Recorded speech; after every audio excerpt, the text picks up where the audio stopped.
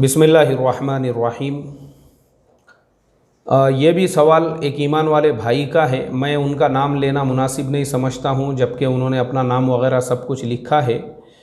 इन्होंने लिखा है, अल्लाह आपको जज़ाए खैर अता फ़रमाए। मैं हमेशा आपके वीडियोस देखता हूँ और मौलाना साहब, मेरा एक मसला ये है कि मैं एक होल सेल वाइन मर्चेंट के यहाँ पे अकाउंटेंट की जॉब करता हूँ।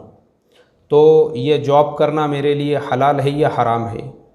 जिन भाई साहब ने ये मसला पूछा है, देखो आपका जो सवाल है, आपके सवाल का एकदम जवाब जो है वो हदीस में है। अल्लाह के नबी सल्लल्लाहु अलैहि वसल्लम ने जो शराब है, शराब के साथ में, शराब बेचने वाले के साथ में और ऐसे 7 लोगों पर लानत फरमाई हैं जो उस काम से जुड़े हुए हैं। उसमें शराब का बनाने वाला, उसका निचोड़ने वाला, उसके प्यालों में भरने वाला।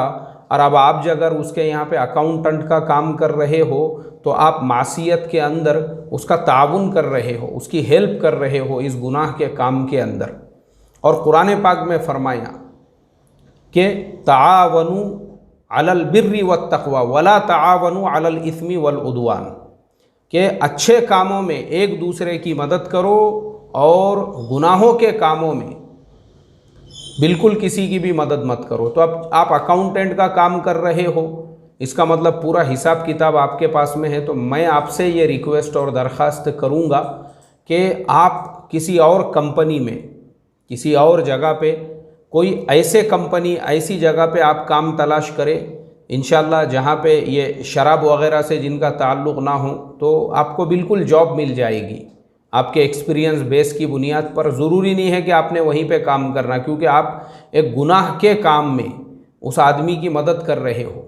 तो इसके लिए आपका जो काम है वो सराहतन नाजायज़ है, और उससे जो कमाई आपको हो रही है वो भी आपके लिए नाजायज़ है। अल्लाह तबारक व तआला आपके लिए हलाल रोज़ी का इंतज़ाम फ़रमाए। आमीन सुम्मा आमीन। अस्सलामु अलैकुम व रहमतुल्लाहि व बरकातुहू।